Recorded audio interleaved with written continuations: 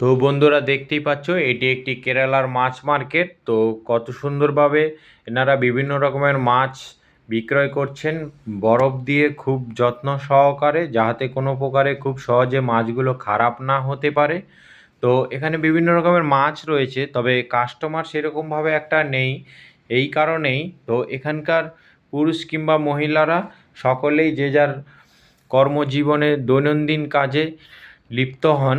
তো ওনারা কাজ সেরে যখন রিটার্ন আসেন বিকেলবেলার দিকে 4টে 5টার সময়, তো যাওয়ার পথে ওনারা মার্কেটিং সেরে নেন, মাছ সবজি বাজার বা অন্যান্য বাজার। তো এনারা দুপুরের খাবারটা খুব একটা আইটেমের খান না, এই কারণেই সময় হয় না, যেহেতু জীবিকা নির্ভর করার জন্য কাজে বেরিয়ে পড়তে হয় প্রতিদিন। তো এনারা রাত্রের খাবারটা বেশ আনন্দের সঙ্গে বিভিন্ন আইটেম মাছ মাংস দিয়ে আহার করেন।